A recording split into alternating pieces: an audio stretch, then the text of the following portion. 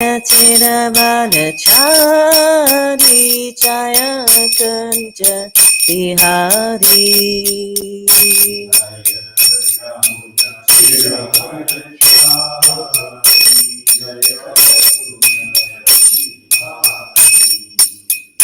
Jaya Radha Madhava Jaya Kunja Bihari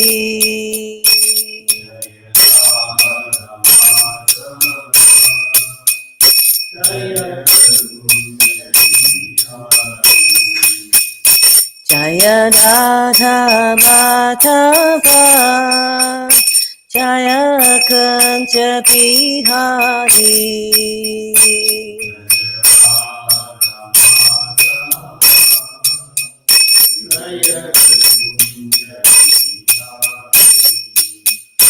Jaya Gopi Jana Vallabha Jaya Girivaradhari Jaya Girivaradhari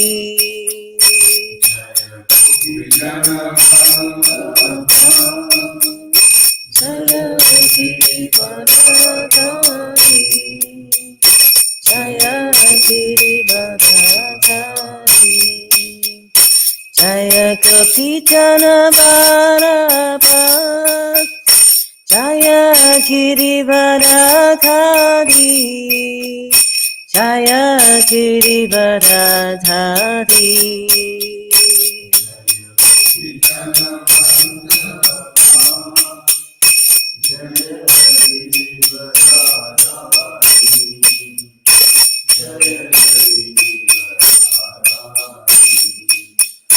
Jaya Jasodanandana Jaya Vajjana Nandana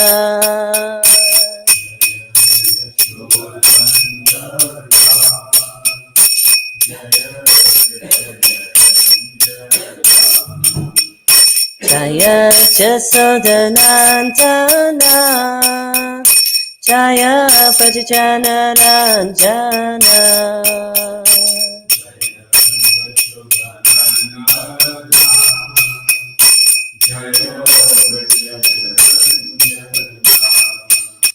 Jaya Jamuna Tiravanachari Jaya Kunja Bihari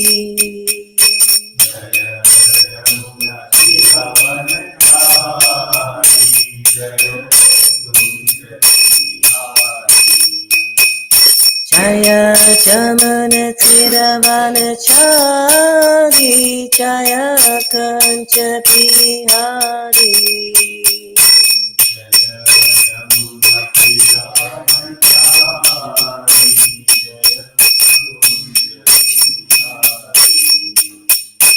Hare Krishna Krishna Krishna Hare Hare Hare Rama Rama Rama Hare Hare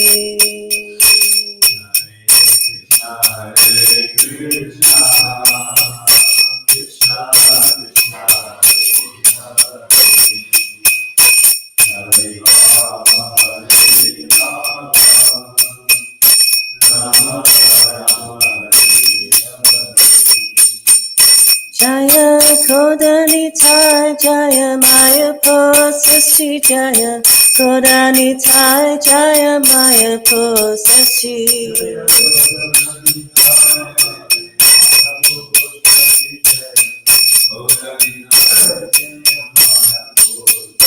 Jaya Prabhupada Prabhupada Prabhupada Jaya Prabhupada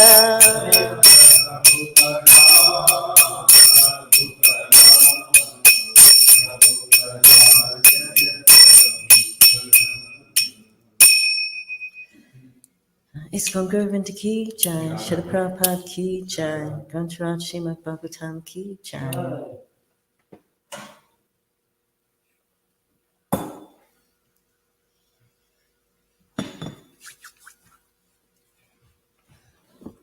To read from Srila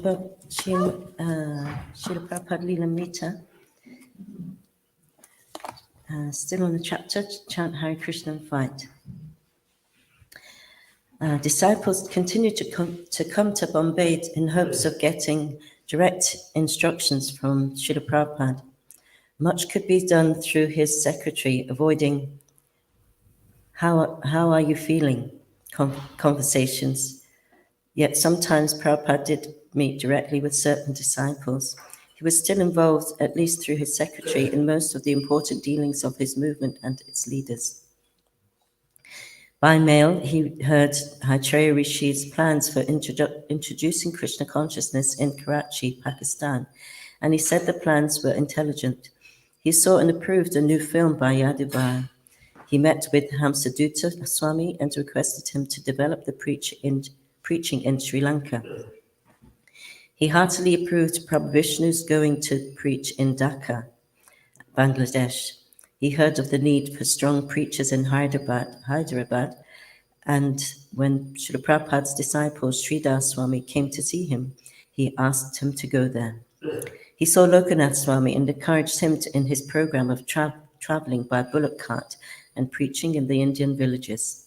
Lokanath had brought Srila Prabhupada at a Marathi translation of the Perfection of Yoga, and Srila Prabhupada sat for some time listening to Lokanath Maharaj read aloud, although Prabhupada said he didn't know the Marathi language. When a Niskon Bombay Pujari wanted to know if some Shalagram Shilas were bona fide, Srila Prabhupada agreed to see them, confirmed that they were genuine, and advised how they should be worshipped. Certain managerial affairs Prabhupada would try to avoid, although often to no avail, such as concerning the delays in completing the construction work at Bombay.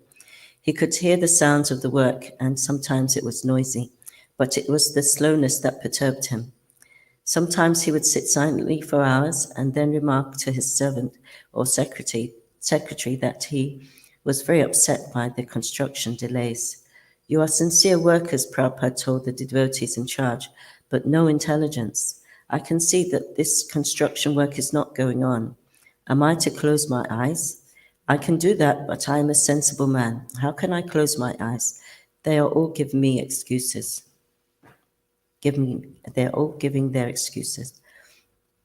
Srila Prabhupada analyzed the different leaders and on finding defects in each of them, concluded that they were incompetent to speed up the construction.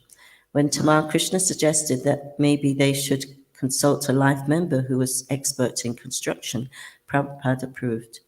So Mr. Mohata, an engineer and life member, was brought to see Srila Prabhupada. Srila Prabhupada ki jai.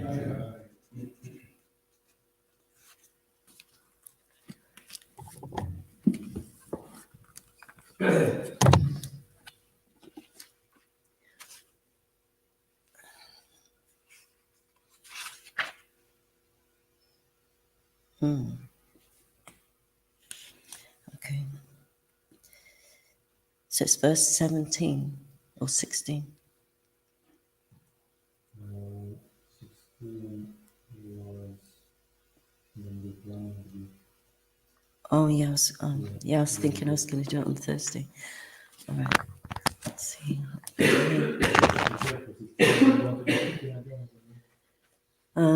Yeah.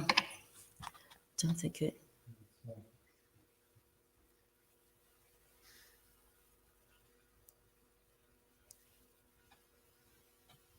Yeah. So if we can do 16 again, thank you. Srimad Bhagavatam, Canto 5, Chapter 14, verse 16. Om Namo Bhagavate Vasudevaya. Om Namo Bhagavate Vasudevaya. Om Namo Bhagavate Vasudevaya. I'll read through the verse myself and then we'll go through the word for word translation, etc. Kvachit kala vishamita raja kula rakshasar paharita priyatat tamadanus danasu pramritaka eva vigata jiva lakshana aste. Please repeat. Kvachit. Kvachit. Sometimes. Sometimes. Kala vishamita. Kala vishamita. Made crooked by time. Made crooked by time. Rajakula. Rajikula. The government men. The government men. Rakshasa. Rakshasa. By those who are like carnivorous human beings. By those who like carnivorous human beings. Aparita. Aparita. Being plundered. Being plundered. Priyatama. Priyatama. Most dear. Most dear. Dana. Dana. The form of wealth. The form of wealth. Asu. Asti. Whose life heir. Whose life heir. Pramritaka. Pramritaka. Dead. Dead. Eva. Eva. Like. Vigatab Jiva Lakshana. Bereft of all signs of life. Ashte. He remains. Translation. Purport by Srila Prabhupada. Government men are always like carnivorous demons called Rakshasas, man-eaters. Sometimes these government men turn against the conditioned soul and take away all his accumulated wealth. Being bereft of his life's reserved wealth, the conditioned soul loses all enthusiasm. Indeed, it is as though he loses his life. Purport. The word Rajakula, Rakshasa, is very significant. Srimad Bhagvatam was compiled by about 5,000 years ago, yet government men are referred to as Rakshasas, or carnivorous demons.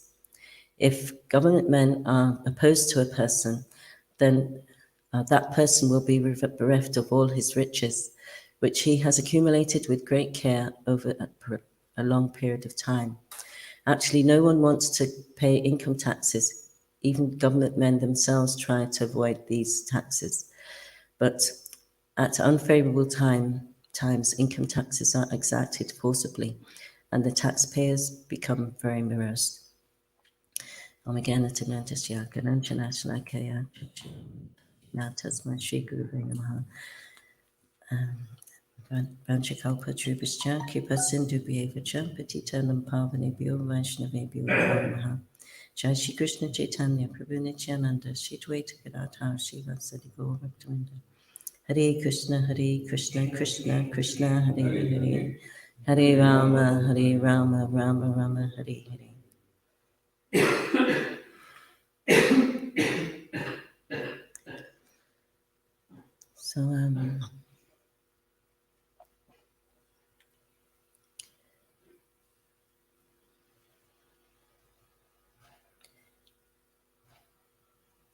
So in the beginning of Varnashram, we had the Brahminical class, the Kshatriya class, administrative or government, and administrators, then the Vaishyas, the mercantile class, and the Sudras, the labor class. And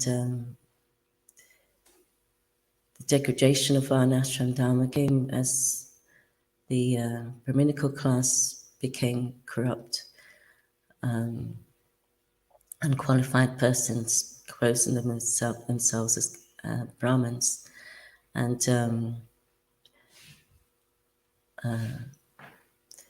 begin to and exploiting that position. So instead of giving spiritual direction, pilgrims would be hassled for donations or some cheating people in different ways. And then as they then the other classes would become lose faith in them, and so then the military class was more prominent and took power, but without the guidance of qualified Brahmins, they also became corrupt. And wouldn't guide people do their duty in guiding people or seeing to their protection materially and spiritually, that their progress was they'd be then they would be exploited. And so now the mercantile class, government is now made up of businessmen, and so now we see how they're becoming corrupt in that there's so many scandals there. People are taxed heavily and with no that the use of those taxes aren't being given back in the form of care in so many different departments. And so they also, because they're not being checked by the higher classes, they can deplete people of their wealth in so many ways.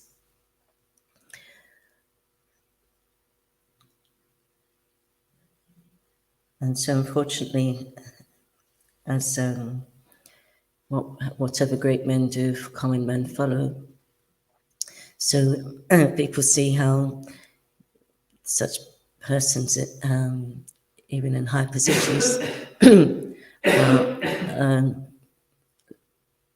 make legal ways to plunder the people of their wealth. So the little man may think he's not doing so bad, just taking up the art of stealing also. So it's a very kind of sad situation. We see in South Africa how devotees would be on Sankirtan, and you get the diplomats or government people saying to them, "Well, why don't you buy me this in the shop?" You know, just so daring, or to think that having a sense of entitlement.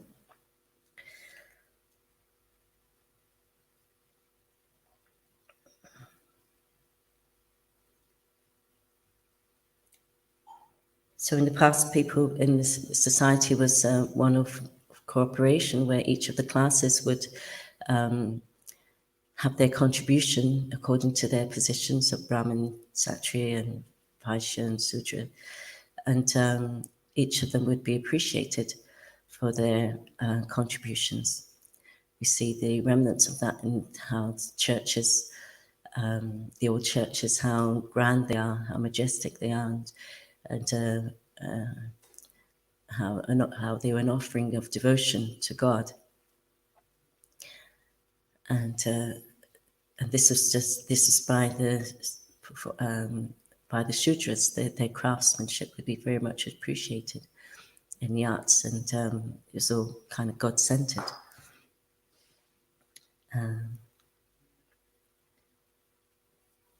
But now we see how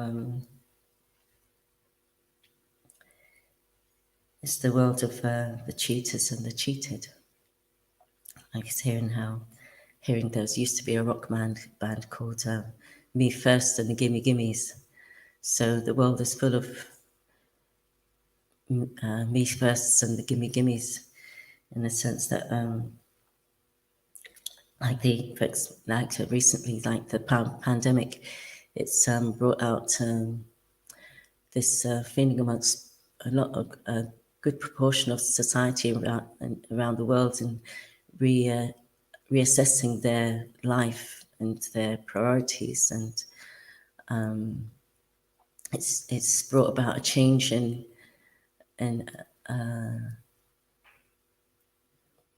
people's the way they value themselves, and that they want to devote more time to their family, or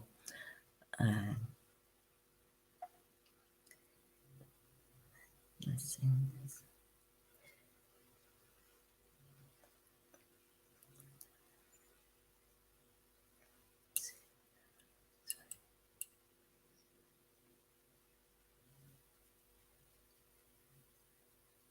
Yeah, so their family or their dream job, but there's many who've left because they're leaving their employers or plan to because of the way they were treated by their employers during the pandemic. They felt they were being used and not valued at all, and didn't show much consideration for their welfare in that situation. So there's like this was called the Great Resignation, where people in the droves are leaving their employers. There's one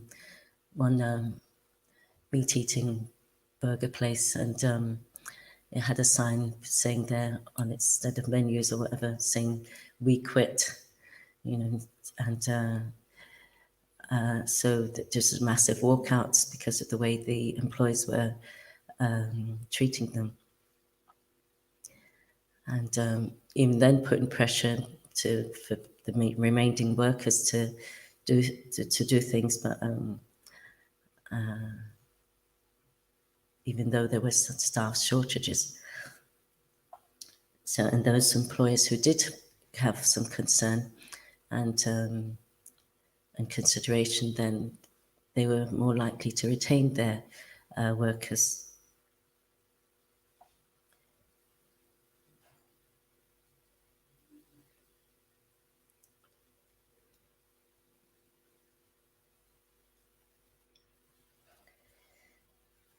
Yeah, so before it's like people, this seems to be a kind of thing where people love things and use people instead of loving people and using things. Like we have the consumer philosophy, which promotes this love of the impermanent with this attitude of entitlement, which is quite arrogant, and it results in the effects are felt around the world where there's a loss of livelihood. For example, in the West, there's you know, there's a superfood that's promoted like avocados, so they want so many tons of avocados shipped over, but this means that the small farmers in that area take their livelihood is just stolen away from them without there's no legislative protection for them, and draining of resources of water, soil, depleted, and so on. And there's poverty, there's asylum seekers, there's starvation, poor working conditions, lack of care for the workers. According to this philosophy, the money is worshipped. It's not. It's no longer valued how a person makes their money. It's just that they've got so much money. How they make it is not a consideration anymore. It could be ways of breaking all the four regulative principles by means of vice, but still they're considered, they're held up there.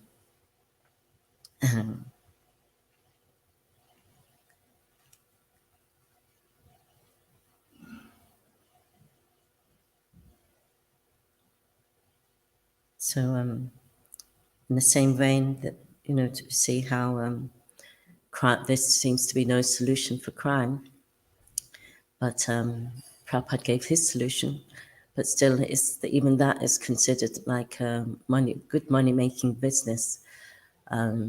Lawyers can make so much money, even proving someone who's guilty to be innocent, just a play of words or manipulating of the law. And so much so, see how there's even more prisons being built rather than saying there must be a solution, because it's not it's the laws the law's not working. The system of punishment isn't having any effect.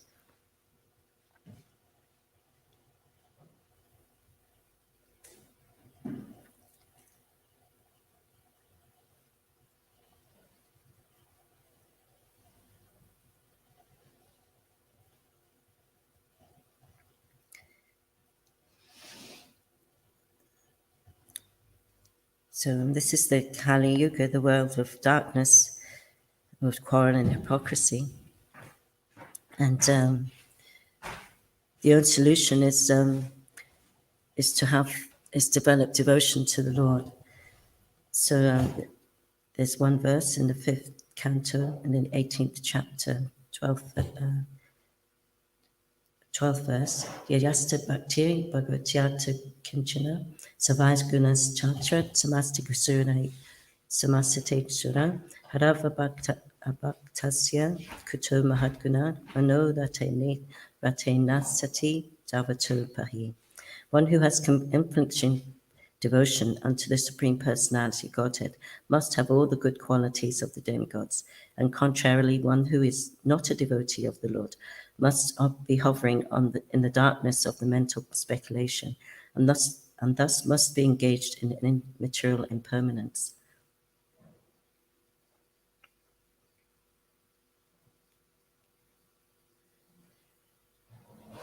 So in this way, the devotees of the Lord are the most compassionate, because they relate to people on a deeper level of the soul. And when one has the genuine spiritual welfare of another, then the person can feel that.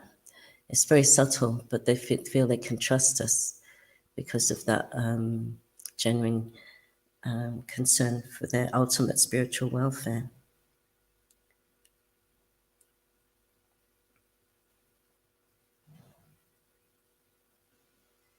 We see in South Africa, they're going through immense, they're so, the situation is so unstable there, and devotees are kind of perturbed. But due to the presence of stalwart devotees like His Holiness Bhakti Chaitanya Maharaj and another sannyasi, I've forgotten his name. The devotees are gain strength from them, that they can continue the mission, because they see the political situation is just due to a lack of education, misdirection, and so that's their concern, that they can help to their preaching works projects can assist in some way.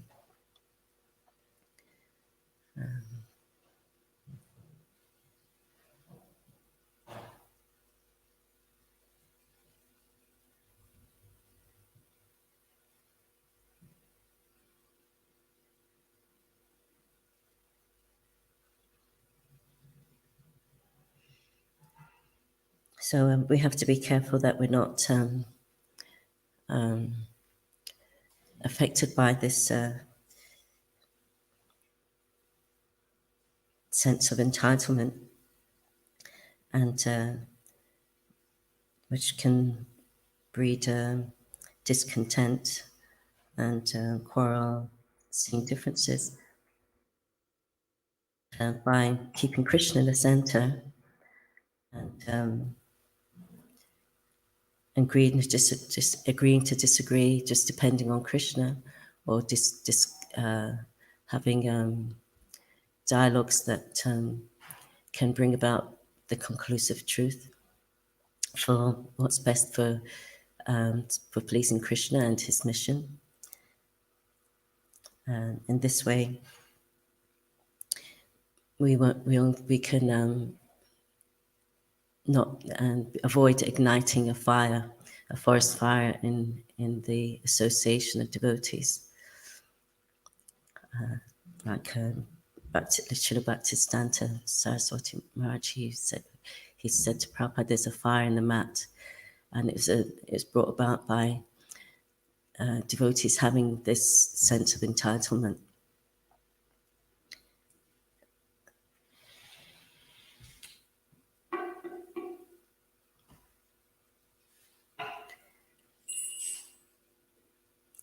So we experience situations where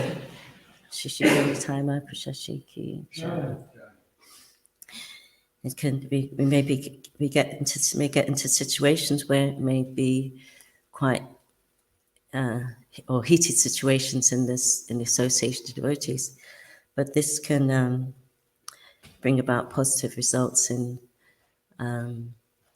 making the heart soft and humble, access deeper levels of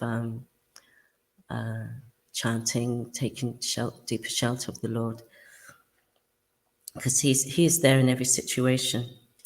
So it's a matter of seeing what is the lesson I'm meant to learn here, and there's no need to try and kind of run away.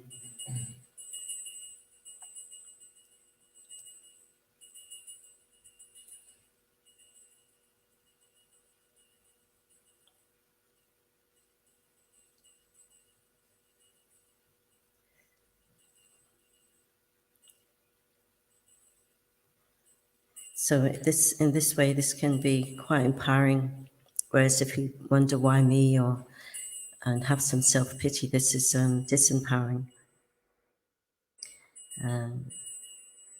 As Vaisheshika Guru, he often quotes this, how I live to be corrected.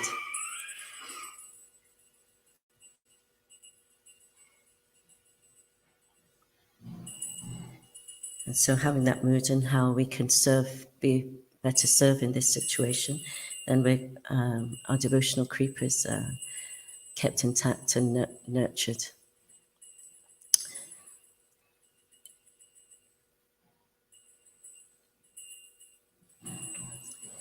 So are there any questions or comments at this point?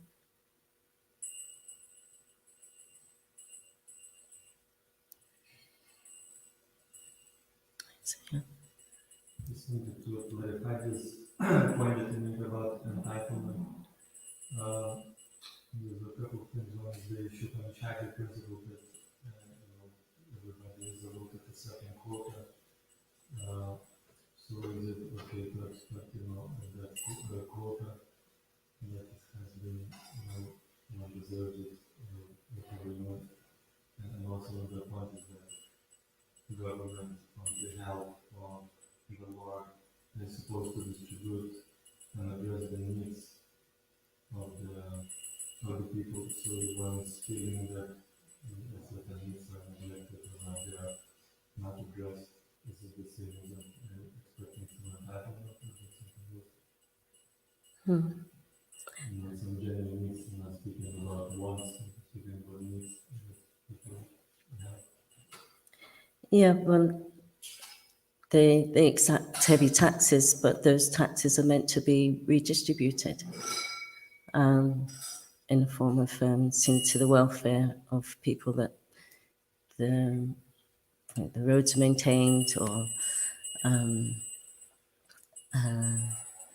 that everything's in place so that people can go about their lives in such a way that they have their needs met, without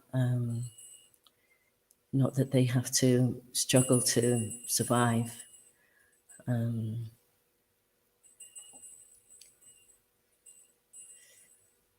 Ultimately, they're meant to make sure that they're progressing spiritually. But we're in a situation where if the premise is wrong, then everything else the desired result can't be there. For example,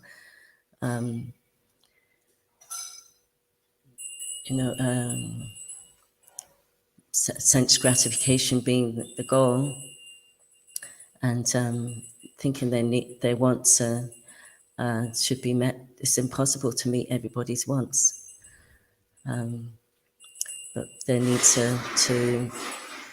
so that they needs are to be able to eat, sleep, mate, and defend. So, and doing such things in a healthy, regulated way. So they're entitled to that. But if the wants become more important than the needs, then it becomes an impossible situation. It's just a matter of time where things will just collapse completely. So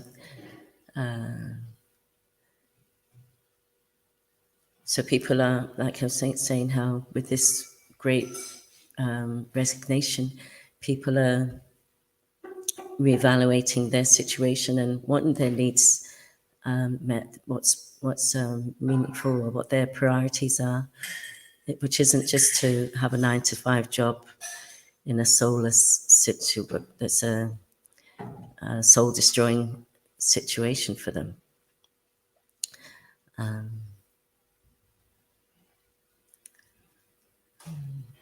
And a sense of entitlement, meaning in the wrong way, is to want more than one's quota, to put oneself as the beneficiary and the controller and the enjoyer, and think one is due a certain amount because of that. Where Krishna is the only enjoyer, and where we can be his limbs of compassion and assisting people on their way in Krishna consciousness, or even helping them materially. But keeping in mind that whatever we can do is by Krishna's grace. And people may reciprocate with us naturally out of gratitude, but at the same time we have to remember our position, that we don't get intoxicated by it. Sorry would you like to say more on that?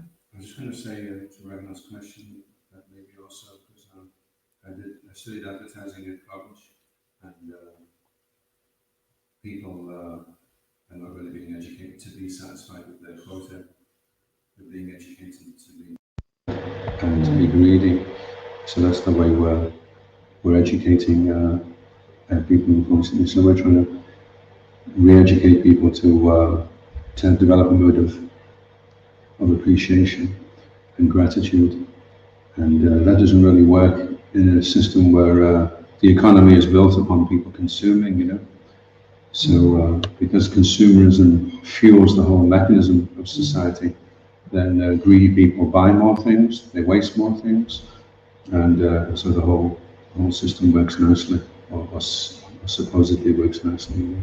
So if the people were trained from an early age, that learn to be satisfied with whatever comes and don't over-endeavor, achihara, don't try any more than this, and then just to accept, whatever comes your way without much endeavor.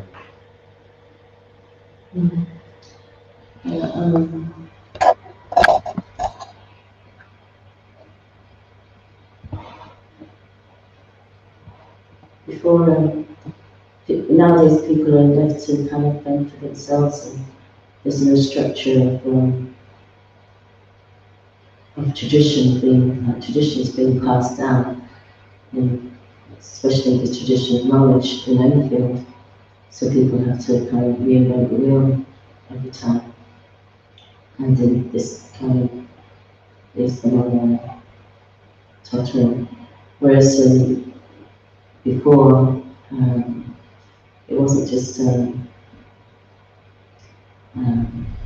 system of education where you just go to school and waste so many years of your life learning things that you're not going to use for your livelihood. It's more of the teacher and the student being the apprentice and so on. So in this way, the value of their education, what they were given wasn't just someone's latest idea, but the ideas of like in Guru Parampara, the knowledge that's been passed down, and the realization of so many people before it just been condensed.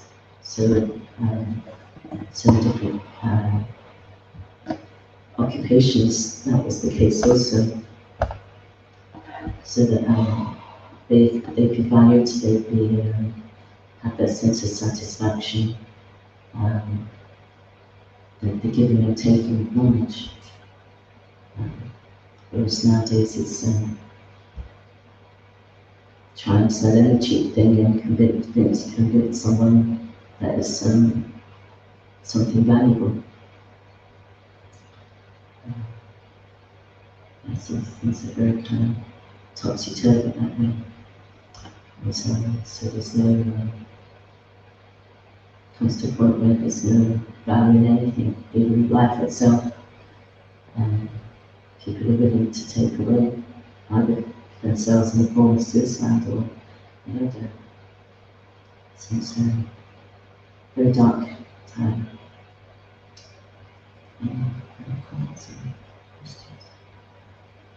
It was Krishna speaking with Uddhava, I believe in 11th canto, and one thing Krishna said that a truly wealthy person is one who is actually satisfied,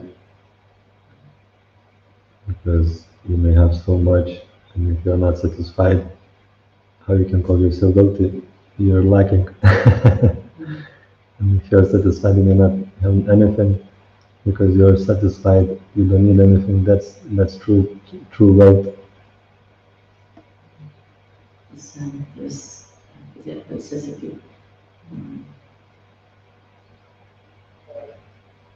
if you're not satisfied with the whole world, then how, somebody like Kashipu not satisfied with the whole world, how will he ever be satisfied?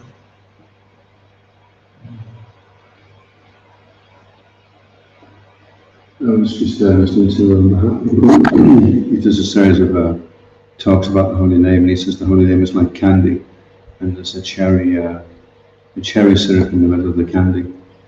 And he was saying for devotees sometimes they don't actually get to the cherry part.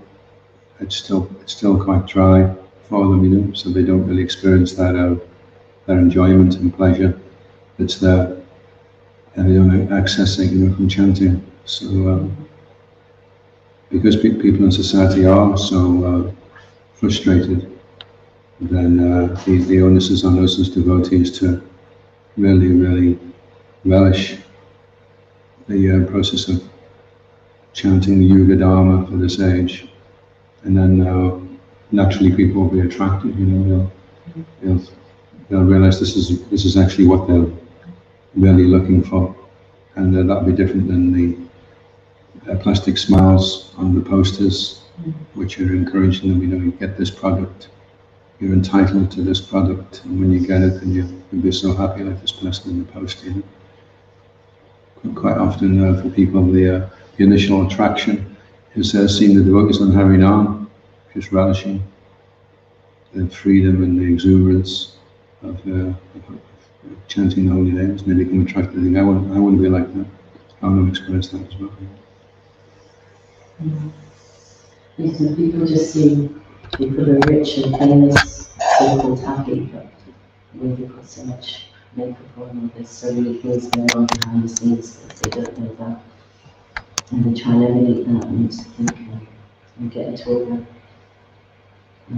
vices of the day, whereas just by That's why Prabhupada's program was kirtan and prasadam, and they just have to taste one gulab jamun, and that could be them, and they remember it for the taste for the rest of their life. And just hearing kirtan transports them to a place of peace and serenity. So they don't forget this.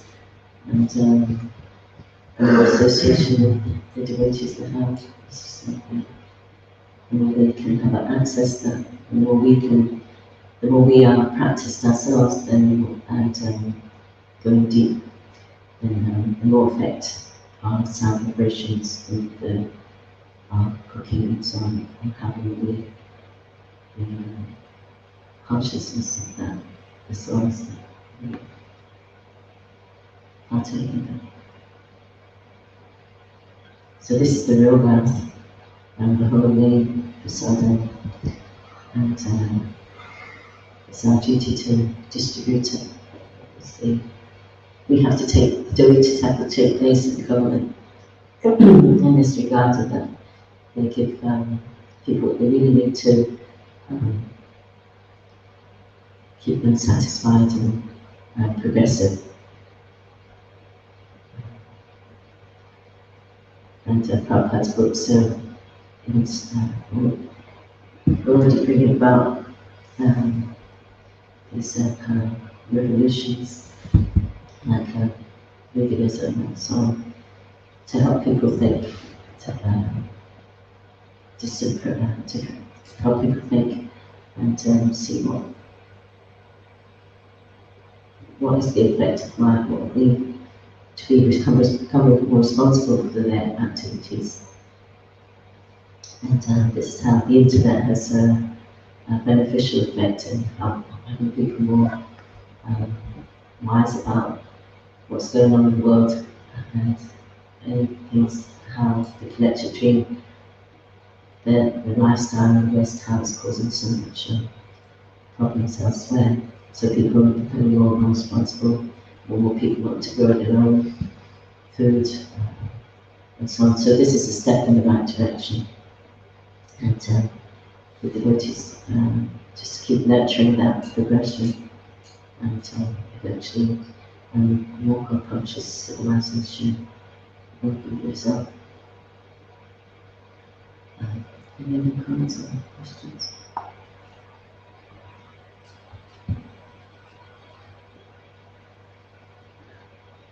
I was just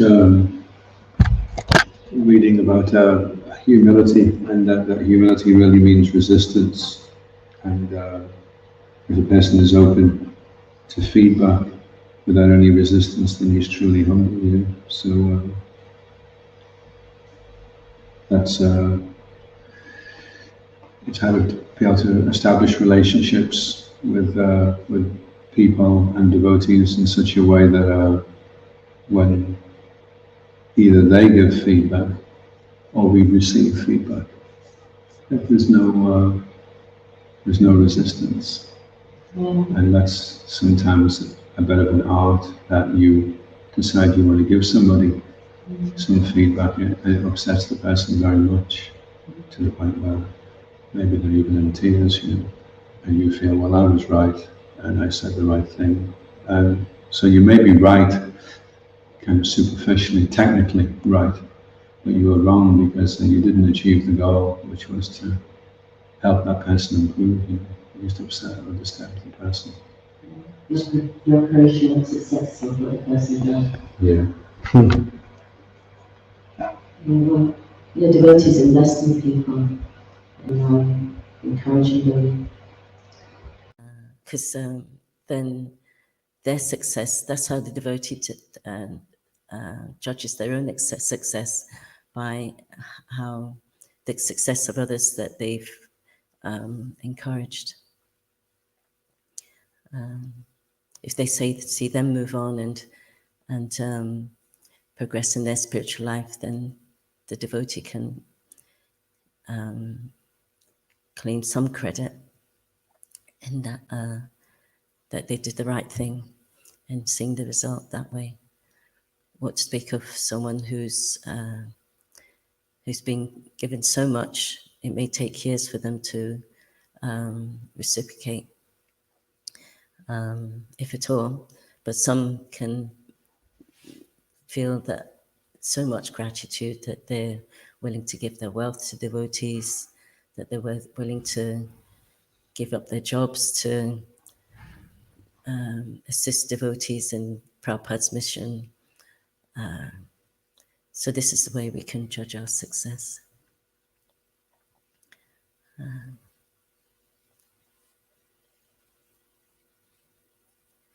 Because every one of us in this way is a leader. So it results in people becoming better persons, they become transformed, they become committed, they become voluntarily indebted to people that devotees have helped them. So in this way, it creates a nice atmosphere of service and gratitude.